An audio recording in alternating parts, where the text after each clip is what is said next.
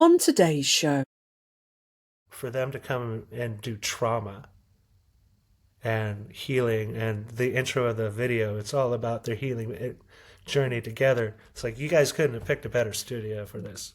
this is K Rockcast, the podcast where music and perspectives collide. I'm Anne, a music lover who's the ultimate fan. And I'm Kelly, a professional musician. Join us as we dive into the world of the Rose and other Korean and Asian rock bands. Sometimes we'll agree, sometimes we'll wildly disagree, but what's guaranteed is a passionate, hilarious, and unfiltered conversation about the music that unites us and the bands that inspire us.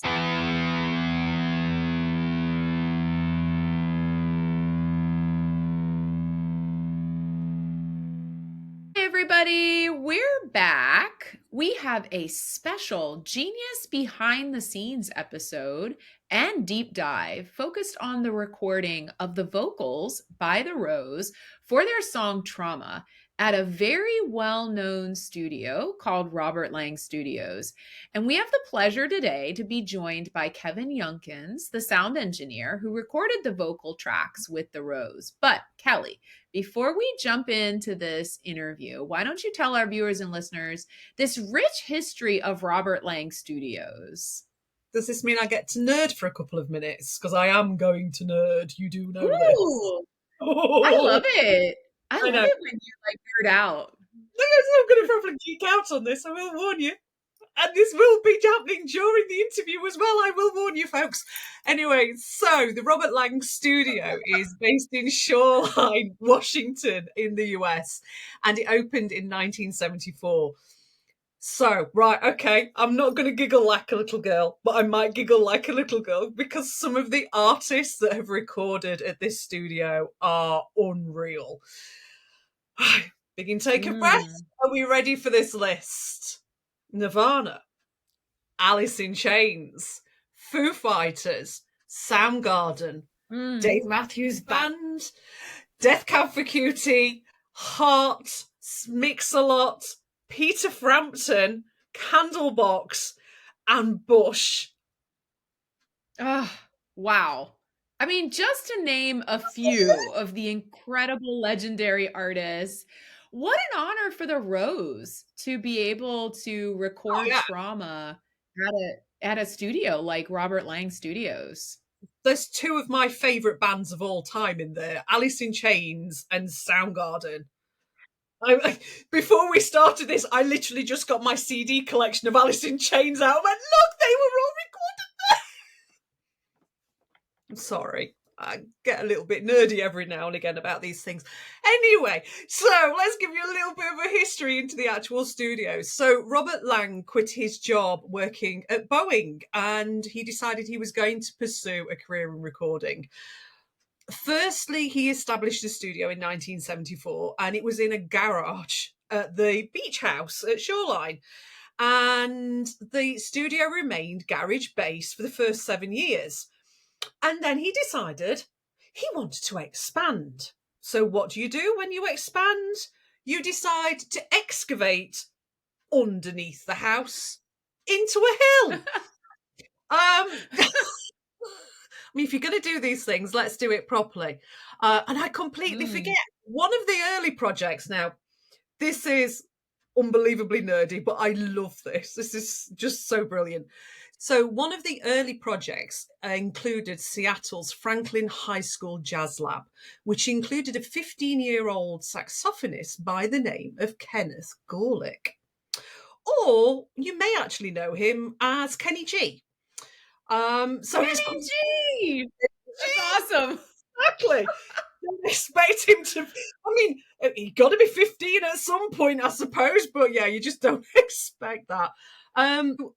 They decided that they were going to expand, and it included excavating underneath the house into the hill, which is just insanity. You can't, I just can't get my head around that. And that started in 1982. And over the course of several years, they just kept doing this to create this subterranean reinforced concrete rooms for the studio. 11 years after construction began, so this is in 1993, the studio's new live room, complete with marble and granite floors and natural stone walls, were finally finished. Hi, this studio, Kelly, when I went on the website and I took a look, they have viewers and listeners check out robertlangstudios.com. We have the website linked in the episode description. You can actually take a virtual tour. You can see all of the studio rooms, and it is beautiful. So, viewers and listeners, you may, once you start taking a tour and seeing the photos, it should look familiar if you're a fan of The Rose, because you should recognize it from The Rose's Trauma music video. So, Jack Vu recorded the music video partially there in that studio. It's recorded in black and white. We talked about this, Kelly, during our Into the Trauma episode, how beautiful we thought that studio was. Yeah, it's honestly, it's stunning. And if I ever get the chance to go there, I think I'm literally just going to be wandering around in awe, to be honest, because of just the people that have walked through there, just the energy that it's absorbed, but also the fact that it's so beautiful. And trust me, when I say this, a lot of studios aren't very beautiful at all. So let's go in. Join us as we talk with Kevin about the history of the Robert Lang studio and what it was like to record with the Rose. We're excited today to be joined by a genius behind the scenes. We want to say welcome to K-Rock Cast to Kevin Younkins. Kevin, Thank you very much. how are you today? I'm very good. Thank you very much for including me. Yeah, we're excited to talk with you. So, listeners and viewers, Kevin is a sound engineer with Robert Lang Studios, and he had the pleasure of working with The Rose to record their vocals on their song Trauma. So, we're excited to talk with him today about his role as a sound engineer, but also his experience with The Rose. So, Kevin, kind of why don't you just start off by telling our viewers and our listeners a little bit about yourself? Kevin Younkins. I am an engineer and a producer / instructor at Robert Lang Studios. I've been here for a little over 7 years. My musical journey starts back in the 70s.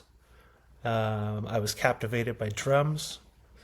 Had my own set of spoons and pots and pans my mom and dad would let me just go to town on. I was apparently obsessed with Ricky Ricardo.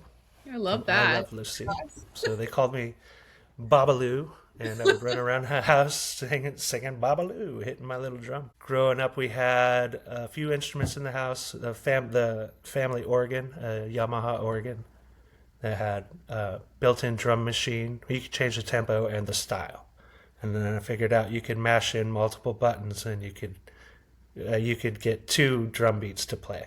Ooh. And I was trying to do 3, and my dad caught me. He's like, "Don't break my organ." But I was really trying to figure out how everything worked. So I'm sorry. I'll try not to.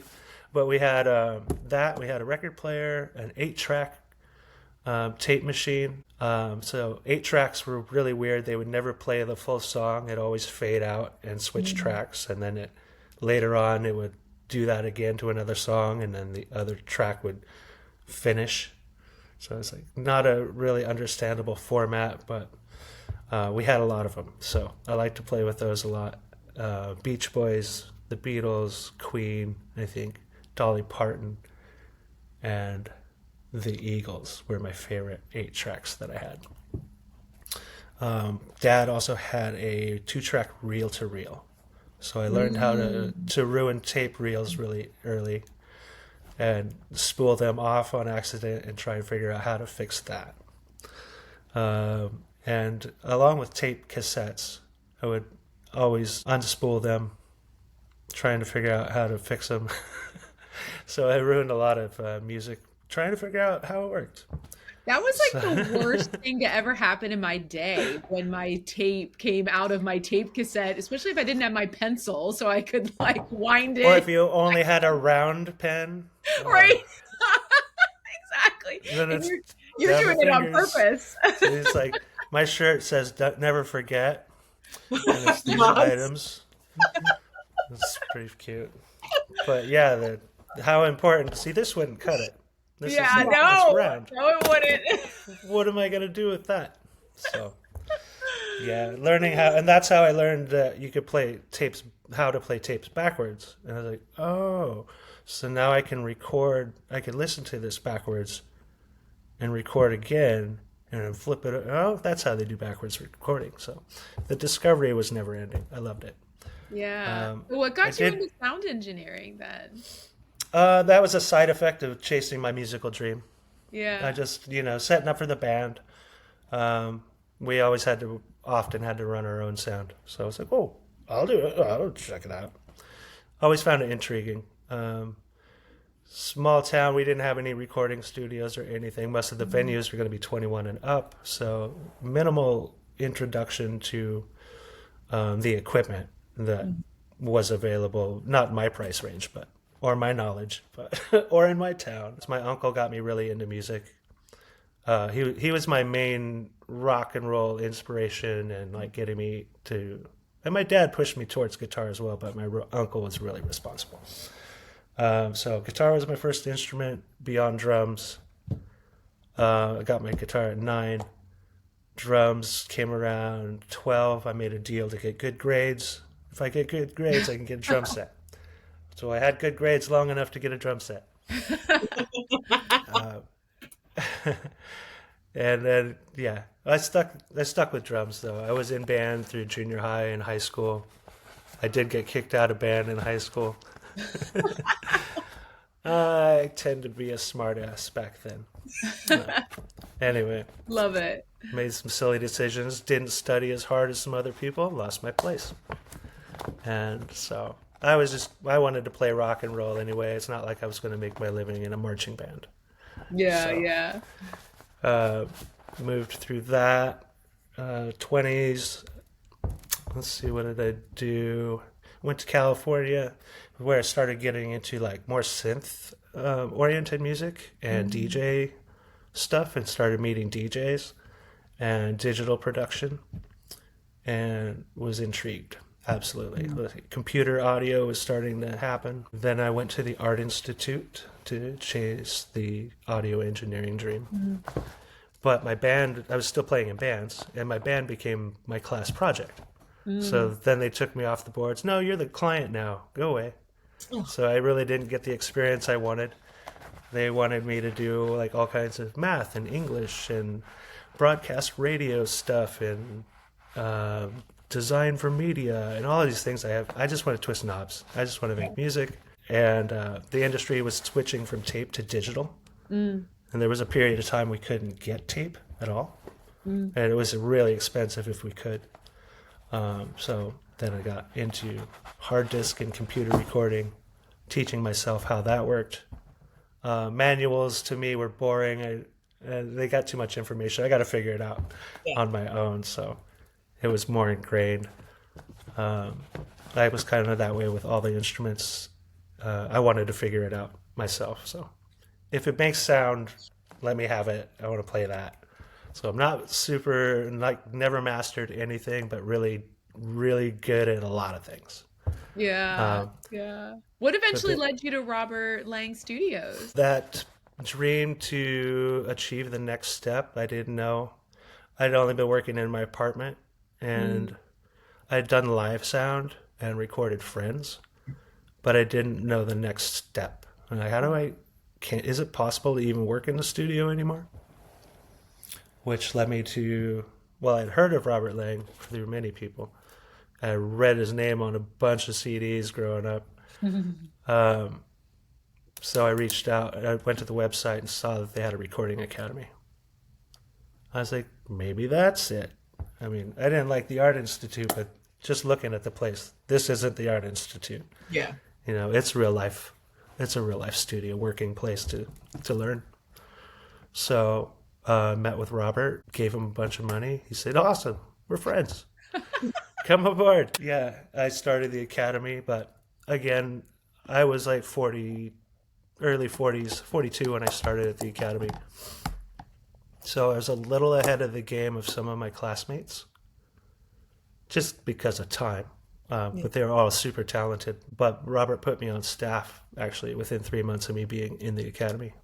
Yeah, wow. So that was pretty cool. And then I started doing instruction as well along the way, and still learning. Every time I teach is actually when I learn the most, which is always amazing because you have to like break down what you're teaching them. Right, right. So it's like, wait, what am I doing? Oh, that's muscle memory for me, but how did it become Yeah, that? how do you become that? Yeah. That's so. I really enjoy instruction the most when it comes to the studio. It's a lot of fun. So yeah, background. That's about it. So the Robert Lang studio has such a rich history. What can you tell us about the founder, Robert Lang, and his vision for the studio as well? Bob's a crazy little dude. He's super generous. He's really quirky. He's got an amazing energy. When he walks in the room, you know Bob's in the room. It's really cool. Super great smile. But he is just so willing to make music happen. He bends over backwards to make music happen. It's a strange battle that he has to play as a studio owner because he has to deal with all kinds of stuff that artists and other people, even me, don't have to deal with. Budgets and finances and repairs. It's been in business for 50 years, over 50 years now. I think the reason why it's still open is because he is a wizard with electronics. He's an electrical engineer, so he can repair everything. Yeah. And he has a really amazing little studio full of all the components he needs to repair things. And he can swap components between the different consoles in the house. When something breaks, he can fix it.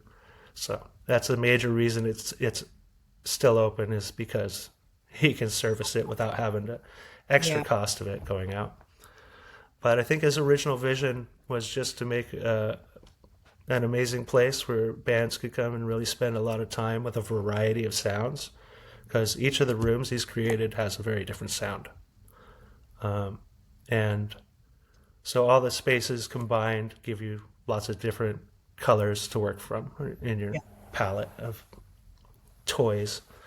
He spent 15 years excavating into the hill and creating his masterpiece, which I used to call Lang-Rala. I love that. Because it's just this huge, amazing oasis for people like me. Yeah, because it started off as a garage. Yeah, it was a 20 by 20 foot little thing, and now it's thousands of square feet into the hill. It's amazing. And a lot of people start at the second level. That's where we have Studio B, our main lounge.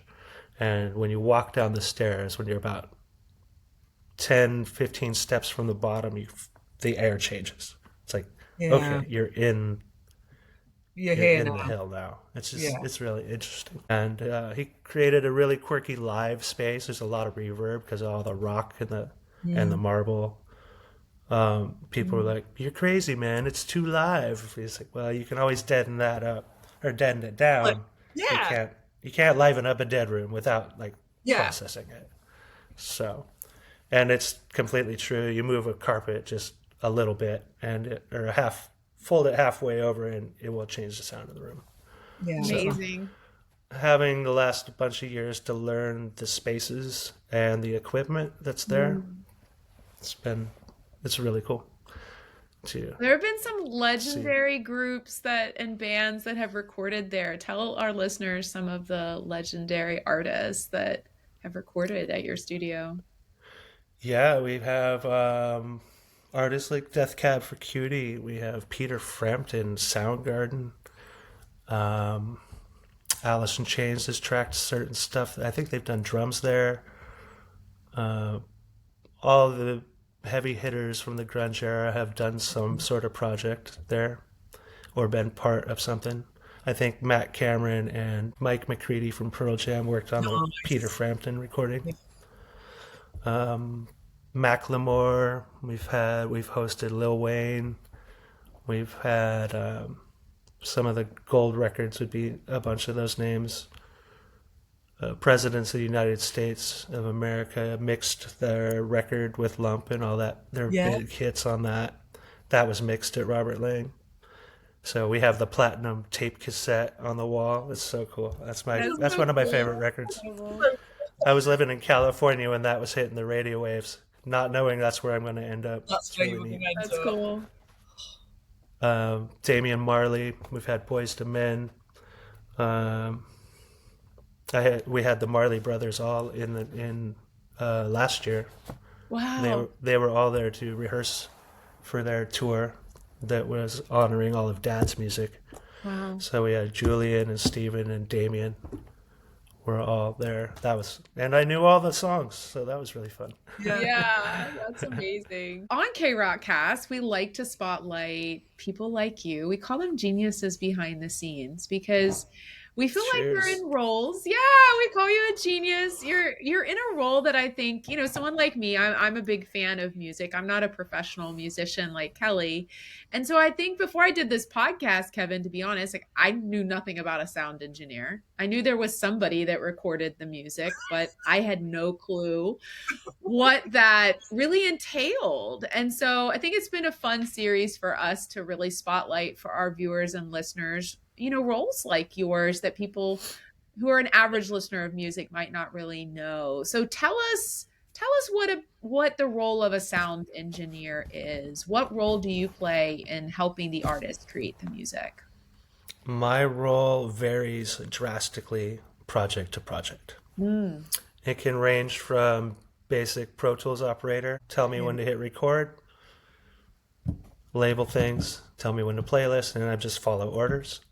And that's going to be an artist that's super pro, very experienced in the studio, already knows what they want, really doesn't require me except as an assistant more than an actual sound engineer. But still, they will bounce ideas off of me because I know the space and the tools. What do you recommend? I want this sound. I want this type of sound. Achieve that for me. So, okay, we want this mic, that preamp, this room. We should get that result. Hopefully. Then that'd be my assistant role. Basic routing for somebody that hasn't been to our studio, doesn't know the interface. Then I fill that role. Yeah. Other times I'll have a band come in. They have their songs. They know how they want them. They have a vague idea how they might want to record, and then I'll give them options. Depending on the size of the band, we can go full live recording. We can go completely separated, isolated tracking. We could go one at a time. I prefer, because of budgets, most of the people I work with, we're going to try and record as many things at once as possible. But I also have multiple rooms to do that from. Yeah. So I can have everybody in the live room with the drums, but amplifiers are elsewhere. Yeah. So they can vibe off each other. They can get that live feel like they're in practice, but we're really going for the drum sound out of that room.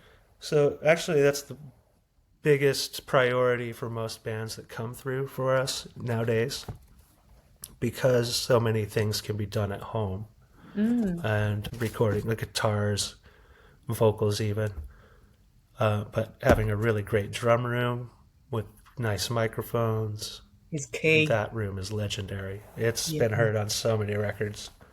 Yeah. That it's really, and I heard it immediately when I put my first microphone up in the echo chamber. First time I recorded drums there. It's like, there it is. That's Robert Lang's sound. It's amazing. I told my drummer that we were speaking to you, and literally his face lit up, and he was just like, "Ooh!" And the fact that you get that out with drummer just says everything about your studios. Yeah, drummers love it. Yeah. There was a day Bob likes to talk about where I think like Matt Cameron and who else? I'm forgetting. He's the only one that always stands out to me, Matt Cameron. Big fan. Just a bunch of Seattle drummers came through, and they all brought snare drums, and they were just walking through the studio and hitting snare drums and picking That's their so favorite cool. rooms. It's pretty neat. But Nirvana is kind of a big name. They did their last recording at our studio. No, you're right. And then when Dave was ready to do music again, he came back and did the first Foo Fighter album by himself. He spent, I think, a week there doing that. And that developed into something pretty cool for him. Yeah. So, Very, Yeah. it's not done bad neat. out. That all really. happened. You can't complain. Yeah, it's pretty cool. So then they did, I believe, the Sonic Highways was a series that Foo Fighters did, where they went to different studios across America, and they one of the last, I think it's episode 8, they did at Robert Lang. It was really cool too. That was about 2 years. 2 years, I think, before I joined the squad. So I missed out on all those really big deals, things of the past. But there's records on the wall, so I could show those off. Yeah, I mean it's within the walls, isn't it? So yeah, I'm not surprised by that. Yep. And I think that type, that type of stuff, it reverberates in the walls as well. You can feel it when you walk into those type of places. Yeah, it's inspirational for all those people, and actually the environment, that there's so much crystal and marble that's embedded in the walls. Yeah, they retain energy. We're do. surrounded by the Puget Sound. It retains energy. We're on a well, retains energy. It's really interesting history that the land has as well. It's that old idea of granite recording as well, isn't it? Yep, and we have all the indigenous tribes where all of those elements are really important as well. What's your favourite part of the recording process? That's probably going to be depending on the project. Some of them are a little more stressful than others at times. Tracking, I love tracking because that's the creation day.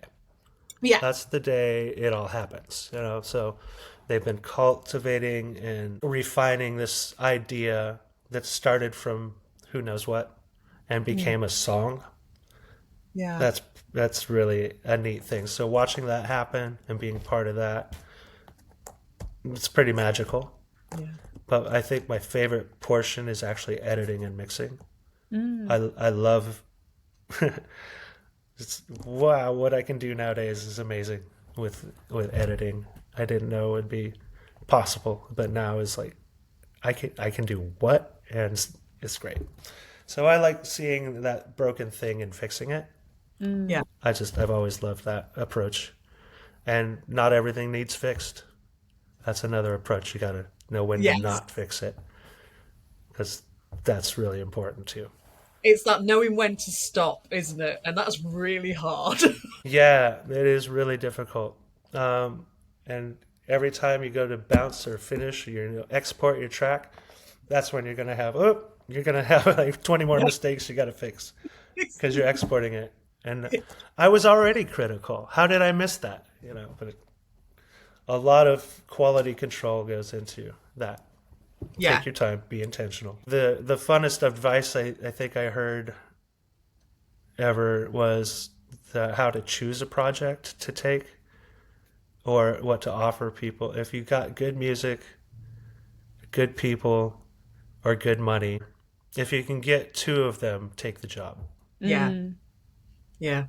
Mm-hmm. If you can get all 3, wow, you're really lucky. Yeah. And if you're desperate and one will do it, then okay. But I've been extremely fortunate to get often all 3. Yeah. But it's really quite That's a lucky. often. I've only had to fire a couple of people. Yeah. And I've only quit a couple sessions ever. Excuse me? Dare we ask What was who the question? What was his name? I think his name was Steve. It was just a never-ending project. He had already been working on it for 2 years. He brought it to me, and every week I changed the thing I just fixed last week. Oh, that's so frustrating. One of those. And then it's like, I want to change the snare sound. And I was like, okay, I'll change the snare sound.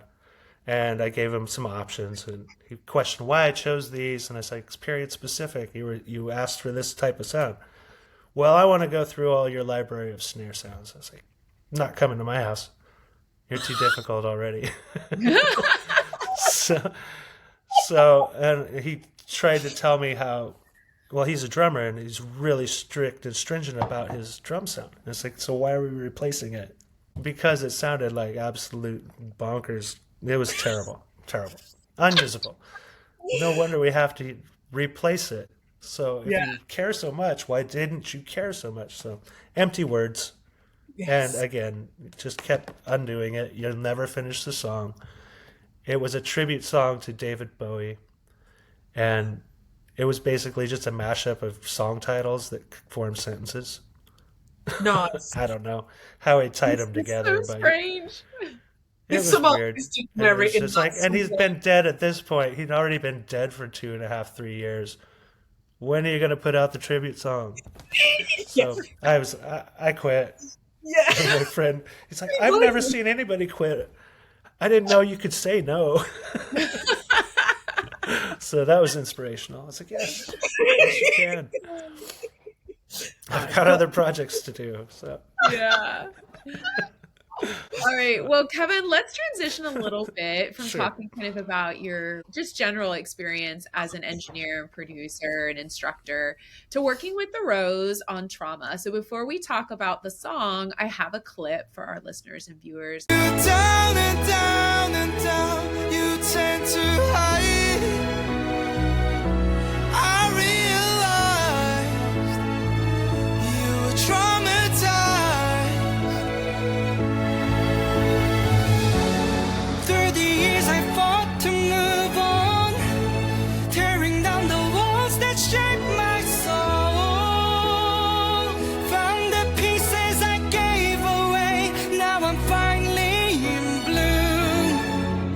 And now I'm near the age you are, I truly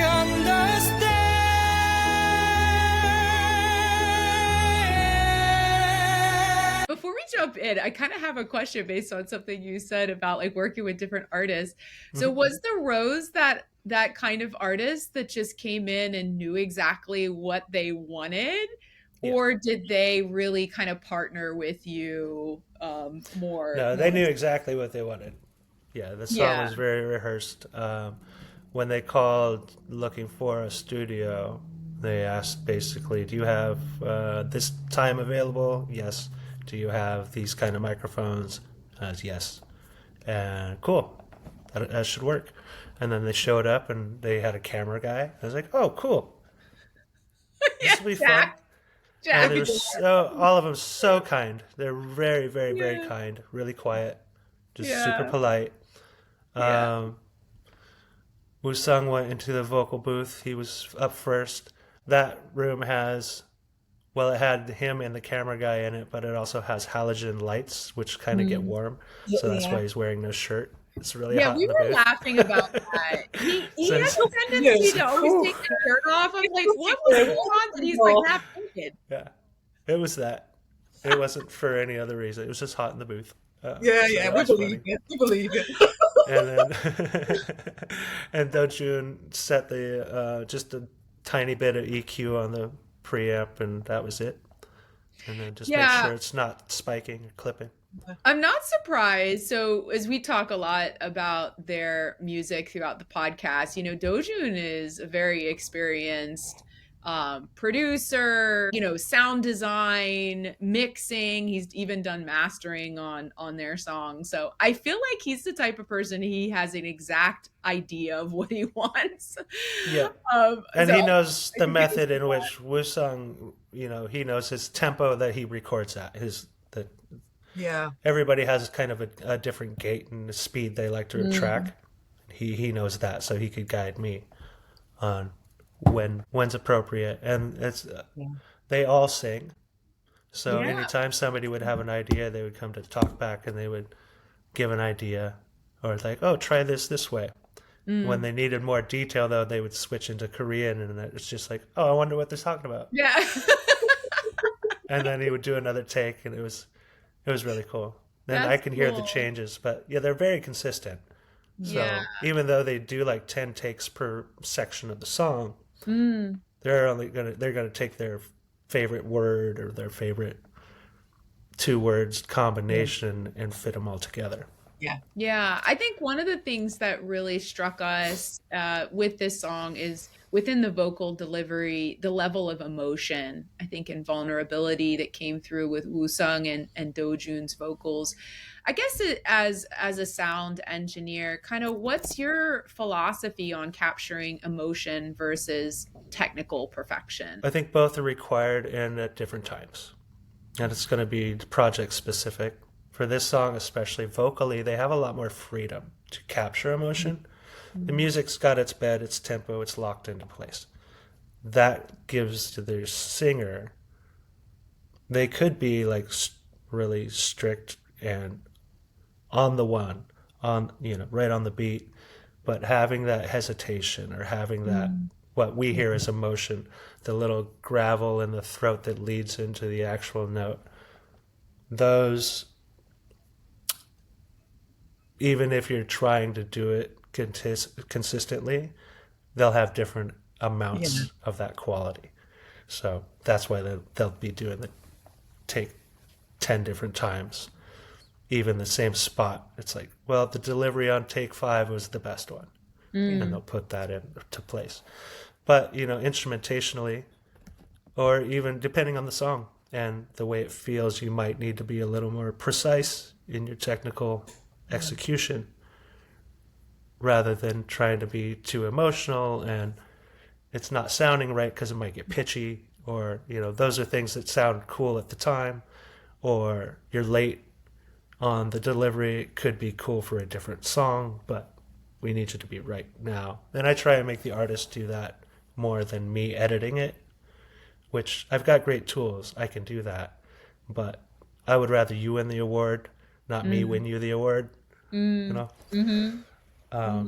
just listening to the final edits of the song that they chose, the way that Dujun did the reverb throws in transitions, he did a fabulous job. And I know which takes they used. And I was like, oh yeah, good choice. It's real fun. So again, I think both are very important, but it depends on which stage and which element you're talking about in the song. One of the facts of this recording and so many recordings that I've been part of, from the very first recording that I ever did at Robert Lang, people come here to heal a lot. They'll be here for either tributes to past family members or lost friends through suicides or cancers. I've been part of countless projects that's the reasoning. Even, again, the Foo Fighters, when Dave was healing and ready to do music again, he came back and did the first Foo Fighter album. For them to come and do Trauma and healing, and the intro of the video, it's all about their healing journey together. It's like, you guys couldn't have picked a better studio for this. Yes, that's amazing. I mean, literally in 7 years, I would say 60% of the projects, maybe even more, I've done have some sort of element of healing and dealing with trauma. So yeah, it's so fitting then. And you kind of talked about just the makeup of walls within the studio, kind of that you talked about like the crystals and that within it and how that kind of soaks in that energy. absolutely. So yeah, I feel like And all the wood too. It's like we Right. have tons of cedar, just the natural elements and the land that we're on, the quartz crystal, other stones that are in the house.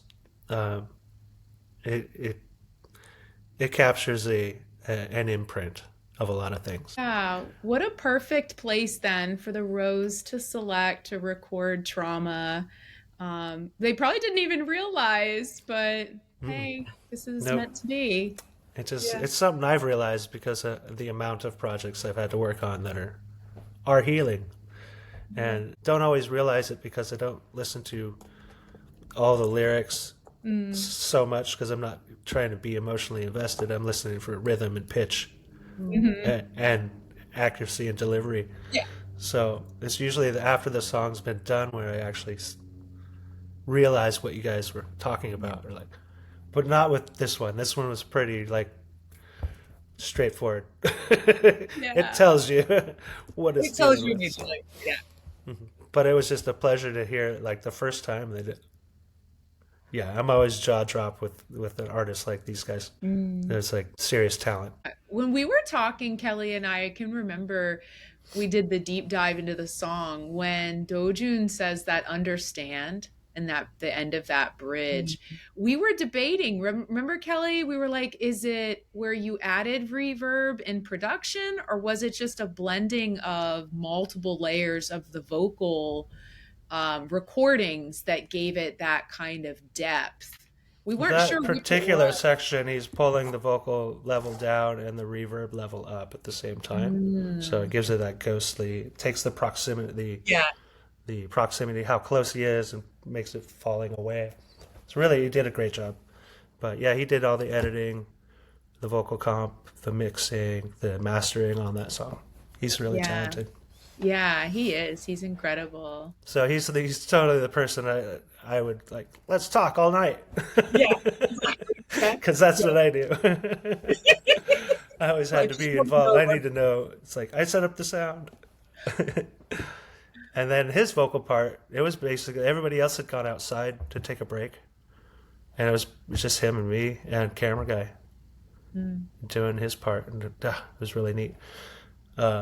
Everybody had stuck around, and they were giving him pointers again. I think it was enunciation on specific words that they would talk about. But yeah, then they all took a break, and it was just he and I for that last part. And I was like, this was my first time meeting them, and literally I looked them up earlier that day, and I saw come back to me. Wow, I had no idea the caliber of cats that are coming in to work here tonight.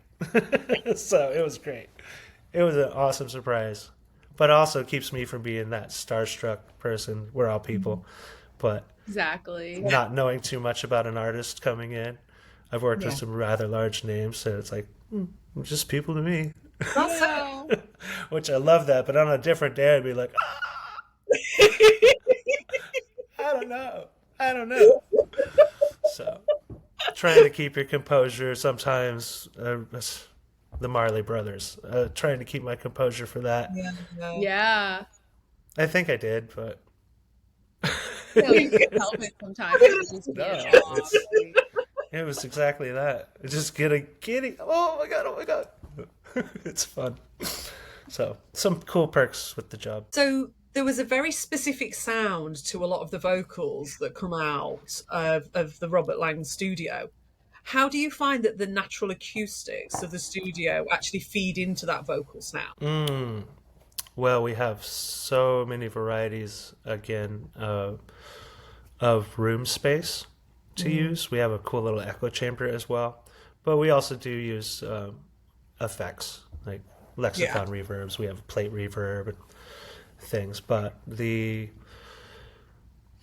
I would probably go with a lot of the music that comes out of there is going through the same components. Yeah. The physical preamps, the SSL console, the microphone that we use specifically for trauma is Bob's prized possession of microphones. Oh, wow.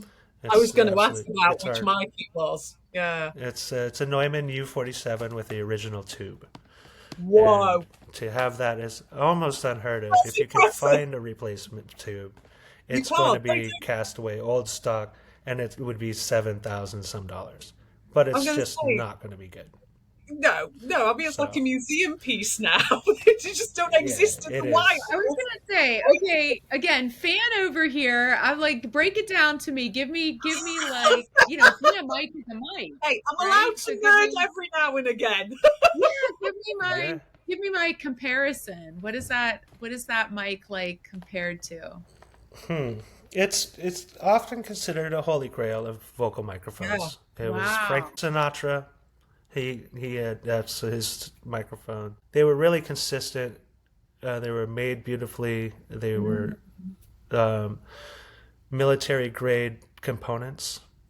So and things that are not made anymore because of component availability or just the technology is the manufacturing is not there anymore. No. No matter, you could replace similar things, but it will literally just can't be made again. Wow.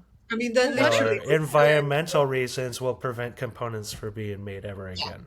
So you said the Rose recorded Trauma on this Yeah. microphone. What an honor for them to be able to use that. It's a super historic piece, and it's Bob when he acquired it for a ridiculously cheap price.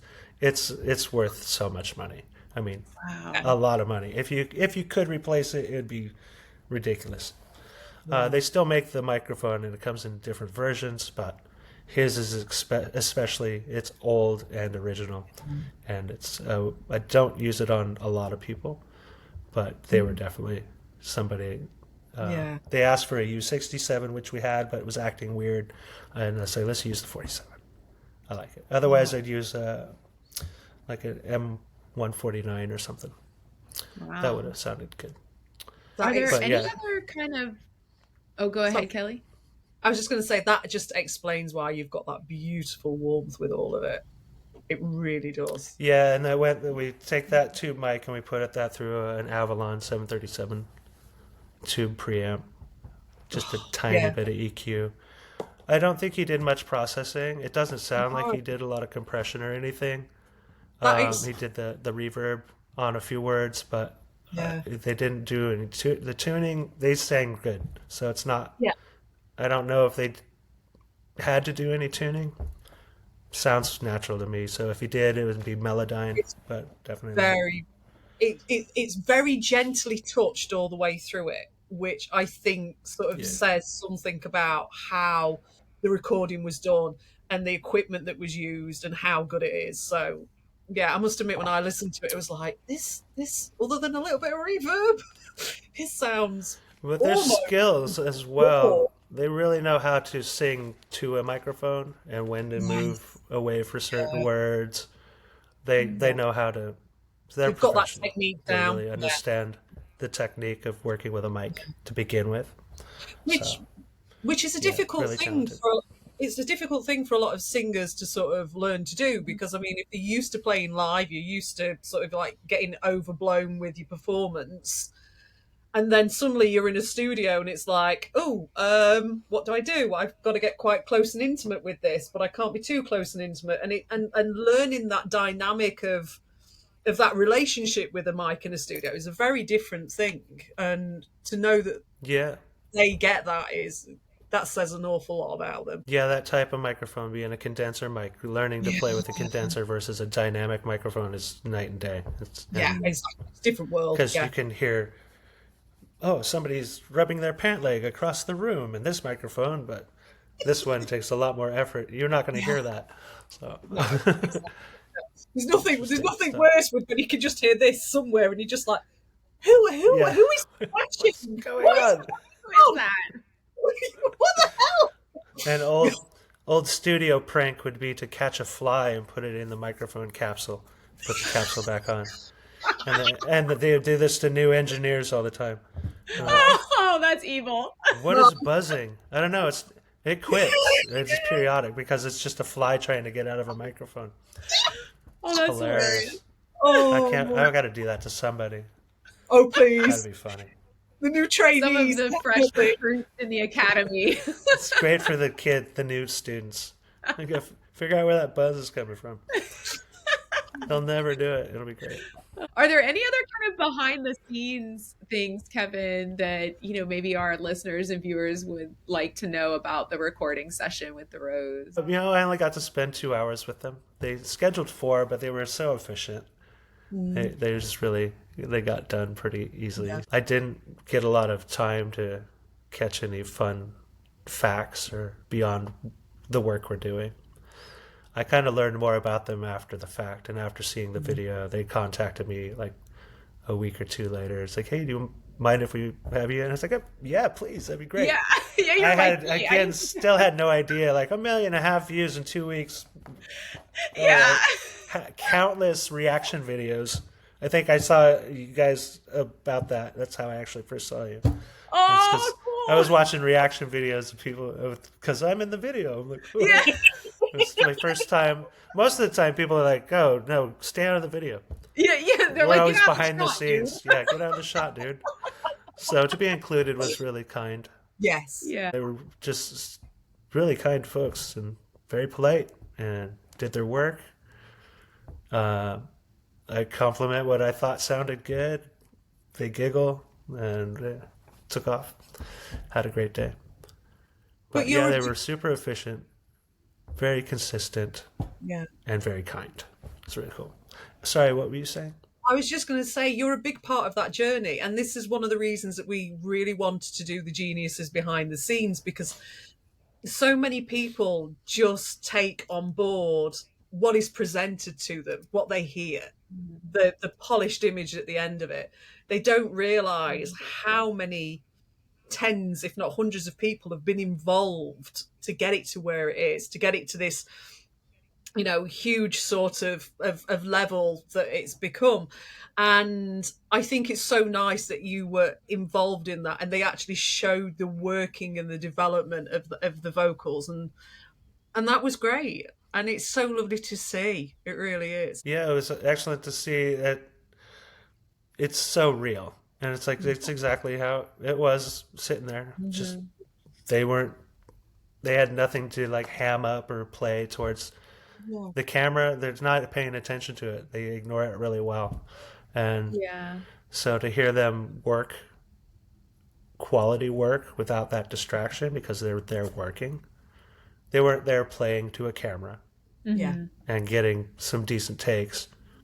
That's just, it was really cool to see. Yeah. I really am excited to see the documentary eventually. When I get to, it'll be really great. But I've gotten to learn more about them now. Yeah. Seeing some of their past catalog, learning they have names they go by in America that I didn't know about. It was really funny. Yeah. I enjoyed cool. that. Yeah, I think their music video, we had talked about this kind of when we did our deep dive into the song, but the song is just so raw and emotional. So I like that the music video to me complemented that, as you're saying. It wasn't something flashy, filming it in black and white, and just, I think we had complimented your studio during that episode, because it was a beautiful place to film in terms of the video. And I think that just added to the richness and the depth of the vulnerability in the song. So yeah, and I'm sure, Dojun must have been geeking out, I feel like, at being at your studio. He's comfortable with all that stuff. Yeah. He's like, even in the video, he's like, oh, he's setting the sound on the console in the concert coliseum. So yeah, he's comfortable around the gear. He's comfortable around the gear. The space is really... He geeks out. Geeks out. He's comfortable with it. I'm sure he does. Yeah. Yeah. Yeah, probably. I do. I still do. Every studio I go into, I was like, ooh, nerd candy. Nerd candy. Exactly. I was just saying, it's fun to see like all this actual equipment that I learned from seeing like digital plugins, and now I get to play on the real toys. Yeah. It's not all in the computer. Yeah, it's a big difference, isn't it? Really, it's two different worlds. So, as a sound engineer, what's your most memorable experience in the studio with any artist? Standout, I've already spoke about. The Marley Brothers was really wonderful. Meeting a couple.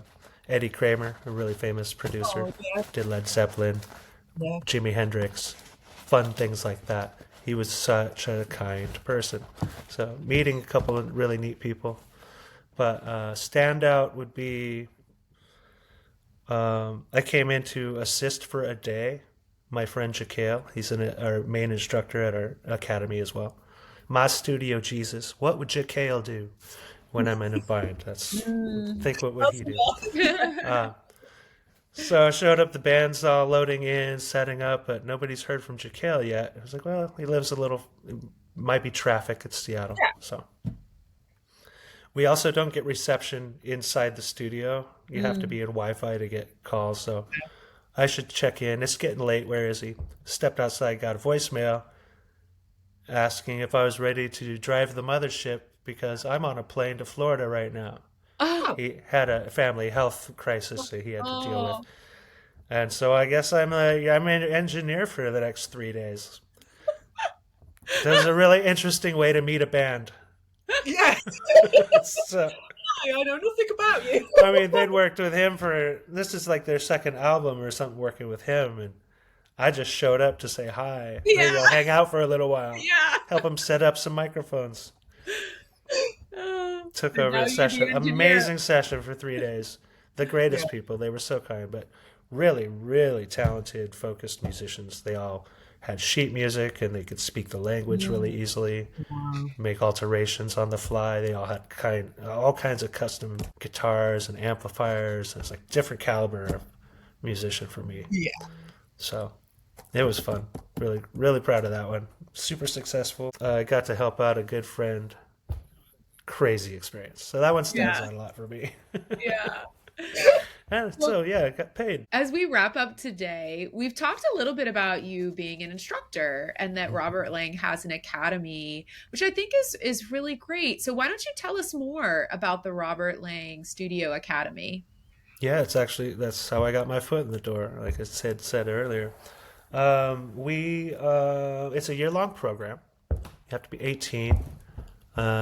Usually, I like when somebody has more experience and has kind of been struggling in the field for a little while before they come to the program. I don't personally feel that it's necessarily the beginners learning what's a microphone, what's a DAW, I mean, to an extent, we've all got to learn, what kind of microphones we have and how they work, but I prefer when they do have a little bit of knowledge already. There is an interview process, so it's not just everybody can get in, but it's going to benefit that applicant a lot more if they do already have kind of a hunger and a knowledge about what the field is about. That being said, I still do have people with very little knowledge of the industry or the equipment. It's my job to train them. But they'll get more out of it if you kind of already are on the path. It's my opinion. Yeah. Because it's not in a cubicle, and on the main days it is read from the book. Here's our instruction, and then we have like workshop. Let's apply what we learned. Have fun, and then somebody will always have what would it be like if you did this? Let's find out. Let's go. Yeah, that's great. Set it up. Best way to learn. Do you want me to tell you, or do you want to go set it up? That's the funnest thing to watch. I'm like, oh, I can? Yeah, let's go set it up. What if we use 2 compressors? Let's try it. Okay. What did we learn? Okay. That's how I taught myself music. I didn't take, it's like, oh, play a bunch of notes in this song. Oh, don't play that one. Don't play that one. I'll play these ones, but not this song. Don't play that one. Okay. That's how I learned music. Yeah, it's that curiosity, right? You know, just you explore, you experiment, and that's kind of how you learn. So yeah, my favorite part is saying, "Yep, yes." Yeah, let's try that. Can we try it? Yep. Yeah. Don't be afraid to. You have to. And then I have to give them another question. Okay, now change the order of those things. What's that going to do? How's that going to be? You know, put this piece of gear in front of that gear. What's that do? I know what it's going to do because I've done it. But I got to tell them what to do. It's great. Yeah. How long have you been an instructor there? For just about 7 years. Oh, that's great. I started actually doing instruction while I was a student as well. Oh, wow. Our Pro Tools program is very different. I had been doing Pro Tools for a long time, but we didn't have a certified instructor. Now we do have a certified instructor, and you can achieve your Pro Tools certification through our academy as well. But a lot of kids come in, they use different programs, Logic or Ableton or Fruity Loops. Not everybody's in Pro Tools because you have to pay for it every month. So not a lot of people want to. Yeah, Logic, I bought it once. it's really great. But Pro Tools, I can blame any problem in the world on Pro Tools. So I do have that. I pay for that every month. Whether it's personal life, something in my kitchen, an actual session, it's probably Pro Tools. It's Pro Tools always. I love it. I hate it. I'm the fastest at editing in Pro Tools, but Pro Tools, love hate. Aw. Love I hate. Well, love I think it's great that Robert Lang has that academy, an opportunity for individuals looking to really get into that profession. So that's great. Well, we always wrap up, Kevin, with kind of a fun humor segment of a would you rather challenge. I didn't send this one to you in the Cool. interview question, so I'm kind of interested. Actually, now that you said one of your other answers, I feel like I think I know how you're going to answer this. But Yeah. here's a scenario for you. Would you rather have the producer or artist send you 47 mixed revision notes at 2:30 a.m. or have them call you during the session saying, actually, can we just start over from scratch? Well, I can appreciate the first one, but I would just say depends on what time zone you want me to get on it in. Exactly. That depends. Nah, that one's a nightmare. That's pretty funny. I would go with, can we start over again? Yeah. Yeah, that'd be a lot easier. Yeah. Because if you're getting to 47 revision notes, something went wrong a long time ago, and you didn't address it then. You should have really talked about some of this a while ago. I'm serious. I think that sounded like that actual thing that happened to you where you Oh. quit the gig. You're just like, stop, no. No. Yeah, that's pretty funny. Yeah, I would definitely rather start over. Because Yeah. we know what Yeah. your vision is and where we made the mistakes. Yes. And if you can nip it in the bud and start from fresh, a quality source of everything, yeah, you'll be good. Instead of trying to fix it, Yeah. maybe, which so many artists do think you're going to fix it in mastering. It's like, you may be able to fix it in the mix, but I don't suggest that. Fix it at the recording level Yeah. when it matters. Yeah. But that's unfortunately, there's a lot of that kind of half-ass approach amongst some musicians. That I'm going to just fix it. You don't have to sing right. It would be better, even if I tune it, it's going to sound weird because you're not. I either have to move it too far, or it just changes things. So don't rely on the tools. Yeah. Rely on your craft. Yeah. Well, thank you so much, Kevin. It was such a Thank pleasure you. to speak with you. Thank you for sharing your background and experience as a sound engineer, the history of Robert Lang Studio, and your experience with the Rose. We really appreciate your time. Thank you for having me. It was a lot of fun. Appreciate it. All right, Kelly, that was a great conversation with Kevin Younkins, the sound engineer from Robert Lang Studios.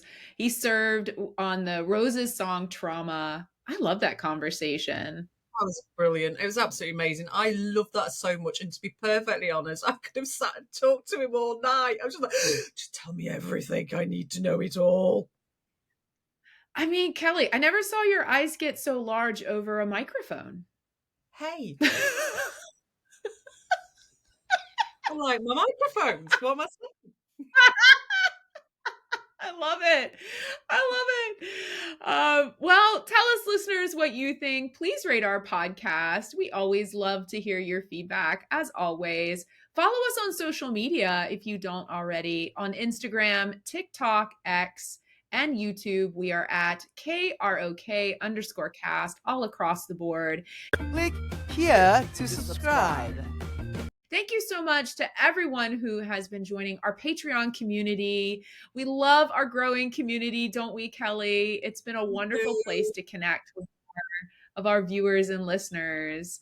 So yeah, join us on Patreon. You can join for free and connect with our community. There's also paid benefits if you would like to explore things like exclusive content, access to merchandise. I think, Kelly, we're looking here in the new year to be launching K-Rock merchandise. So check out for that. Yes. Yeah, exciting. Email us at krock.cast@gmail.com. And don't forget our website, www.krockcast.com. All right. See you in the next episode. Bye-bye. Bye. Yo, what up? This is Garrick with 18 Fevers. I'm the drummer.